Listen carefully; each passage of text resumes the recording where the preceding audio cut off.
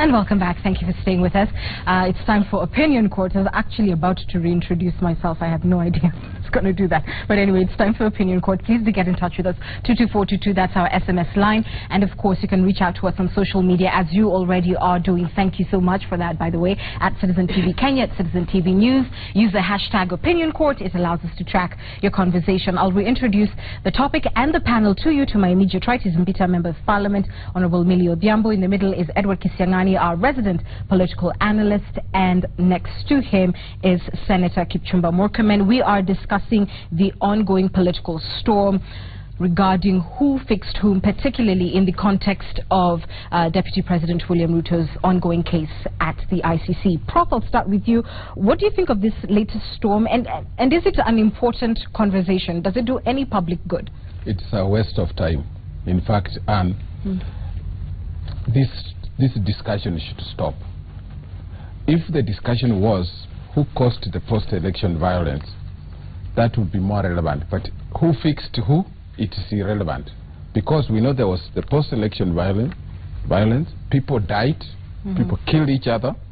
That is the most relevant question: who killed, who did what, but not who fixed who. And so when in my opinion, politicians going back and forth and saying it was this one, it was that one, they're taken away from the fact that people actually died. Yes, actually they are missing the point. These are diversionary things, strategies, and in my opinion, I think we should just abandon it, because the bottom line, Anne, is that as we keep talking about this debate is extremely divisive. It is enhancing ethnic hostilities in this country, and yet we are supposed to be healing from the 2007 post-election violence. What are we going to gain if we know who fixed who? Now it is not who caused the post-election violence, who fixed who. What are we going to gain from that? There is nothing except promoting ethnic hatred as we go towards the elections. It's not good for the country. It should stop. Senator Murkomen? Well, I think we are discussing a reality. First of all, post-election violence happened, people died, unfortunately, property was destroyed. This country was at the brink of collapse as a nation. That is a fact which cannot be contested, and it's an unfortunate fact. The other unfortunate fact is that ICC therefore lied to victims of post-election violence. They went into fixing people. They worked with their local network to fix people, to divert attention, which is really an injustice to those who suffered as a result of post-election violence, because that removed the discussion from what Professor is intending to say, which is who actually did it, to a situation of who could be sacrificed, which people can be, group of people can be sacrificed as a result of that post-election violence. So when Professor says that is immaterial, he is talking about immateriality because in his own course he feels nothing. He feels nothing that there are two gentlemen who are still facing a trial in the ICC, who are suffering actually, who are a new creation of what we call victims of the same post-election violence, victims of a process of justice that has gone wrong in terms of sacrificing innocent people in the hope that they can be able to get scapegoats on matters of post-election violence. In your opinion, do these revelations then go a step further, either to exonerate the deputy president? Does it actually affect his case? Does it say that we should have other people before the courts, or what is the end game for you? Absolutely. You know, so far already the lawyers of deputy president have written to Moses Kuria. Moses Kuria has accepted that when the time comes he's willing to testify. That is already a step further in that case. Already the ICC also themselves are conducting Moses Kuria with an intention of also trying to see if we need to unravel the truth. I have spoken myself and have said, and most people believe in this, that it is now time that we carry out a proper investigation as to the manner in which ICC conducted its investigations at the international level, at the UN level, so that we find out this institution that is funded by state funds from members countries, how did it happen that they became agents of fixing people? That is why when Professor talks about we should not... you claim. Let me bring in... Hold on a minute. I want to bring in the lovely lady, Honorable Millie. Honorable Millie, what was the reasoning behind the statement that was released by CORD leader Raila Odinga, saying that the President Uhuru Kenyatta, knows what the quote-unquote whistleblower Moses Kuria was up to, and basically that the fixing that allegedly took place in the case of the Deputy President was done with either with the President's knowledge and or blessing? What was the point of that statement? Well, I think the essence of a statement really is, if you're talking about, I think you've seen Moses Kuria has not come out on his own.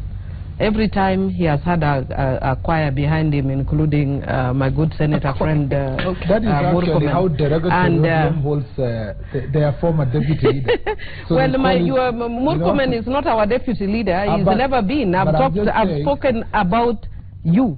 Okay. And not the deputy, not the deputy. You are the one in the choir. Yeah, and you are an excellent choir member. So what I would want to say is that in a situation where they have come out as a party or as a coalition, and one of the members of their coalition comes forward and speaks very authoritatively, then it can only be with the blessings of the party leader. And therefore, the party leader must come forward and tell us what he knows. But I want to go back, before I get into that, I want to go back to the issue that we're talking about victims. Just 2 weeks ago when I was in Bita, a young man called me and asked to use a kiosk that I was building up for young people in Bita. His leg was amputated as a consequence of the post-election violence. And unfortunately, as a country, we are losing sight of the things that truly matter, and which is victim protection. I, for one, brought a law which is called the Victim Protection Act. We have not done anything about it to make sure that we are thinking of the victim that is extremely poor, the guy without a leg in Bita that is only looking for just 10,000 shillings to start up a kiosk because he has nothing. And yet when you're saying we're losing focus, your own party has not focused on that very critical. No, our party has focused, and we have passed the legislation. We are not implementers. The most we can do, we are not in government. If we are in government, we would have implemented. But what we have done is at least brought in a piece of legislation that thinks about victims of the post-election violence. Neither did we start this new chorus of who fixed who. And unfortunately, unlike my good friend Senator Murkomen, I was in the last parliament. Look at the nation of 19th February 2009. My good friend and our colleague, Honorable William Ruto, was very categorical. Let's not be vague. Let's go to The Hague. And I remember even when we were in Parliament, when we had an informal Kamkunji in the old chamber where they now sit as a Senate, we were left with Orengo, myself, and Raila, the three people, when everybody went one direction. And we were saying, I was even telling them issues of international crimes are very grievous issues. So let's not push, because we have an alternative. I'm sorry, let me we took ourselves to the how is that relevant? Nobody. It's relevant because nobody fixed Ruto. Let me take nobody you back, fixed him. He's our colleague, he's our friend. Nobody took him there. I want some sobriety in this conversation, so please indulge me. I want to go back to what you've said. If in fact nobody fixed him, yet you claim whatever has happened must have happened with the knowledge of the President, are those not two contradictory statements? And just to follow up on what you said about, the victim. I beg your pardon, sir. Let me finish. You talked about the very important piece of legislation that you brought forward. You said you didn't start the conversation, but you certainly are wading into it. Absolutely. So what is the object? I will tell you the object. Settling a political score? No, it's not about settling the political score. You know, when you leave propaganda to go on and on, even when people know the truth, at some point they begin to believe the propaganda. The last time they went on this, we left them, and people believe the propaganda. So this time round, we are not letting Murkomen, who just came to Parliament the other day, who doesn't even have the facts, to go around with propaganda, praying when it is even, he is my brother in the Lord. He does, and the Bible precludes him from praying in public places and street corners let me ask with the wrong information. How is URP responding to the revelations, or at least the claims that the former Prime Minister is making? Let me just start. Yeah, exactly. First of all, media has contradicted everything Raila said yesterday or 2 days ago. So therefore, it means he's not speaking for ODM or CORD. What Raila has done for the first time in 6 years He came to my county on May this year, on May 5th. And I challenged him to write a letter to reverse what they wrote, you know, to UN Security Council. And you know what he said? He told me that Murkomen stopped lying. But 2 days ago, he validated what I had said. He said he wrote a letter. In that letter, and it's very succinct, it says that William Ruto and the other 5, all 6 of them must be incarcerated and must be tried in The Hague. And he emphasized that they are too powerful. If they are left to come back here, those people are going to interfere with the process. Now, 2 days ago, he says he's my comrade and that he has been fixed. So the question, let me just say this, both sides of the political divide agree that there are 2 innocent people facing a trial in ICC who have been fixed. Millie Odhiambo here is making fun and jokes about the suffering of William Ruto and Joshua Arap Sang because he doesn't understand the pain that they are going through. Our beef with CORD leader and Raila Odinga, and I must say this so that it can be put in the context that it deserves. The first time when the 3 names came, because Okambo came and did a balance of 3 names. The first thing Raila did was to go to Rift Valley and say everybody carries his cross. The second thing was to write a letter to say that that trial must not be brought to Kenya. The third thing is that he ensured that by all means he made life difficult for William Ruto. What did Kibaki do? Kibaki announced publicly that Uhuru, that Ali and that Mudaura are innocent people, and he was willing to be a witness even ICC to defend them. No. So can I just respond because it's raised issue? No, I would like to say something. Can I just respond because you said I'm contradicting what Raila said, and the first thing you said is that Raila called him a liar. I can't put it in those words because he's actually my head of delegation, but really it's the sum total is the same. Propaganda and lies are one and the same thing. So what I'm just appealing to my brother, who is also my head of delegation in Pan-African Parliament, is the country needs to heal. Stop these prayers, stop this propaganda. We are at one with William Ruto. If you want, I'm an international lawyer. I am willing to go and defend him in the ICC. No. But let us not go this way, that we are trying to break this country with propaganda. Speaking of which, you just talked about, being willing to defend. But you cannot contradict the letter of your leader. She cannot contradict the letter of the whole leader. And you can't let us talk about chronology of events. I must ask you to hold. You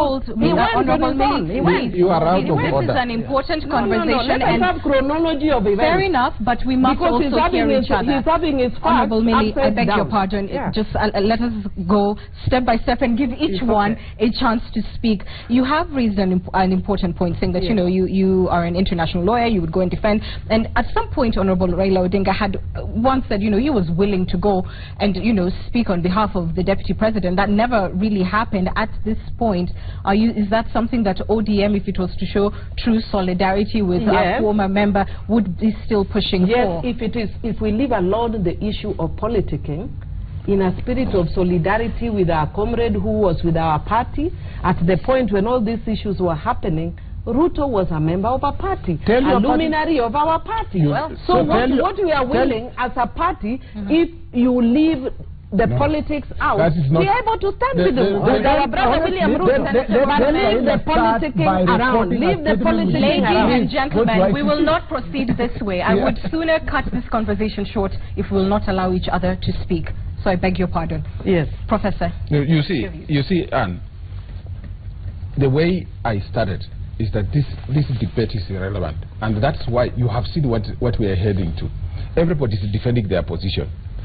In Murkomen's case, he is so determined to prove who is innocent, but he has no time to find out who caused the post-election violence, who banned the people in the Kiambaa church. Are you saying William Ruto? No, wait. I'm not saying that. I'm not saying that. But I'm saying that is the same energy with which you are accusing the ICC of not doing the right job. Yes. What local processes have we put in place as government, you people in government, to make sure that those who suffered during the post-election violence get justice? You have done nothing, but you are blaming somebody who is doing something you don't like. So that's the first thing that I would like to say. The second thing that I would like to say is, if you say that William Ruto was fixed by some people, and you have named them, so who fixed Sang? Who fixed Ali? who fixed Muthaura? Why are you focusing on William Ruto's fixing, but you are not talking about Sang? Is it because he's the deputy president? So really, this debate is not taking us anywhere. That's why I'm saying that we abandon this debate. If the local process of looking for those who caused the post-election violence does not work, let us reconcile communities, spend more energies on these communities, forgive each other, and save this country from disintegrating further because of ethnic animosity. I don't think that we are going anywhere with this kind of debate of who fixed who, because we can never answer the question who caused the post-election violence, and this government is not interested in that debate. And those who know should, I suppose, go before a court of law and say what they know. Yes. Exactly. Honorable Millie, it's so interesting. You're saying exactly, but your party leader went out and said... Using rules of procedure. Okay. And I said it, can I just say, respectfully, yesterday I said this is not picky ponki father the donkey Raila. He knows if you actually look at the rules of procedure in the ICC, I think look at around rule 63, 64, there are very clear ways that you go around things. You know, he is a very good lawyer, just as I am. We know we cannot go pedestrian, so when you feel that today Millie go to ICC, I'm off. It's not a market. ICC is not a fish market. So you don't just walk in and buy things as you want. I think you don't go and record statements as you want. All we are doing is playing politics. And this must stop for the country to heal. I suppose you mean on both sides. On both sides, for the country to heal. I came here to discuss a very serious matter. But if you see the insults that come from Millie Odhiambo, which is a normal thing for them in that house. No, don't make innuendos. Basically, no, let me just mention this. It's basically because they don't feel the pain that Joshua Sang and William Ruto go through. And Professor here has talked about, and these are people, if there was a person who should be feeling more pain for William Ruto and Joshua Sang, it's Millie Odhiambo and Raila Odinga. But because it was in their benefit, if William Ruto suffered, they thought they were going to benefit politically, then they played into that game. And Professor has talked here about Joshua Arap Sang. Professor, you know very well that Joshua Arap Sang is an appendage to William Ruto. If that case collapses, Joshua Arap Sang is being dragged into a process of fixation that Joshua should not even have been there. But because they were doing a balance of three people, they should be leaving Joshua a long time ago. But the point we cannot run away from something here, Anne, that there are two gentlemen, citizens of the Republic of Kenya, victims of a post-elections process of trying to find who has committed certain violence, but instead of going for the people who committed those atrocities, do you know that just wait. Instead of moving to the people who committed those atrocities, you try to get people to take political responsibility because you don't like them. Do you think Justice Philip Watki knows who those people are? Yes, exactly. So you do support the calls of having, the CPEV report investigated again? Up to now, the DPP is still being held responsible for prosecutions of persons who were involved in post-election violence. Some were sentenced to death in Nakuru, some were acquitted, but the process of finding out who committed this atrocity, whether it was Naivasha, whether it was Eldoret, whether it was Kisumu, whether it was Mombasa, is ongoing, and it's the responsibility of the independent institution. I am not going to be held responsible for the ignorance of Professor Kisiangani. The point we have to focus on is to ensure that at the moment we have an international process. And by the way, Millie started by... Briefly, sir. Millie started by saying that, oh, some people say let's go to Hague, don't be fake. The question of going to Hague or not is not in doubt. We were duped to a process saying that there was an international process that is independent, that is the best. And everybody at that point in time, because both sides were fighting, felt like, that's why majority of parliamentarians felt like ICC was a better institution. We didn't know that it was going to be an institution to be used for what Moses Kuria said, picking witnesses who are basically for political processes and using them to which is what you allege. That is a very unfortunate statement coming from a lawyer. That is a very unfortunate statement coming from a lawyer saying that he has no clue about ICC. And I'd want to say that if you look at their own statute, he said that they were duped. If you are duped, that it was a let me talk. You've already had your say. Please, let's respect each other. And I want to say, if you say you are duped, it means you are not aware. And if you are a lawyer of your repute saying you are not aware, please, you are embarrassing me as a lawyer, as a fellow lawyer. Okay. I'm not aware of what? No. I would also want to say, I must ask you to pause there. Hold on one second. In relation to Joshua Sang, Honorable Millie. No, but you also try to be respectful. You are my head of delegation. Also just be respectful. Please, I think you've made your point, which is that as a lawyer he should have known how the court works. Yes, that is a weak court. We must wind up. We must wind up. It's all over the net. Honorable Millie, I would hate to be forced there are issues that are raised in relation to that. I would hate to be forced to wind up this program unceremoniously. Professor, what has this ICC conversation done in as far as affecting the politics of 2017? And often on this program you talk about healing and reconciliation and that not enough is being done. If you could touch on that, because I will give you the privilege of having the only final view on this show. What more could we do where we do not have to have this spectre, if you like, of the ICC over our heads, for our politics to be conducted right and for this country to heal up to 2000? We know very well that the case is already in an international court for the two Kenyans. I mean, the two Kenyans who are still facing charges at the ICC. There is nothing we can do to reverse the court process, because they are already. We have to allow the court process to go up to the end. But at home here, we must engage in the reconciliatory activities. As we go towards the election, given that we are highly polarized on ethnic lines and people become very emotional about it, this blame game should stop. Because if we destroy this country, today, you know, there is nobody who will be spared, not even Murkomen. Even if he has some money from Bunge, which he will not be spared. Even Milo Diambo will not be spared. So we want you to go out and say, if you are going to pray in Kapsukoni or you are going to pray in Ruiru, don't pray for two people alone. Pray for everybody, the victims. Pray for that young man who was shot in Kisumu while running away from the police, and we saw that. These people also have families. So let the courts make a ruling. Even you let them go like that. There is space for appeal. The final thing that I want to say, ask my friend Murkomen, to just see how futile it is to take the position you are taking. If the person who was named as the one who caused the post-election violence was not William Ruto Party, it was somebody else on the streets of Eldoret, would you be talking the way you are talking? As a final remark, Murkomen. Would you well, you may answer him as make your I don't need to answer. Those are pedestrian arguments. I just want to say this, that as a country... But then you should also ask him to be respectful. You don't tell a fellow represented, I mean... Can I conclude what I'm saying? Yeah, please. I think the judging public will judge him. We are on the path of closure. Let's get there. So in our path of closure, let us just be respectful. Senator Murkomen, if you would. Yeah. I just want to say that we are facing a very serious case. Two people are suffering for sins they did not commit. There is a case that is very divisive that is in ICC. That case was concocted with witnesses procured. We as a country, we have to move forward. We have to have a conclusive close to that case. The good thing is that 2 days ago, finally, the one side that was in denial has now accepted that also William Ruto was fixed. For the first time, Raila Odinga said his comrade, in quotes, has been fixed.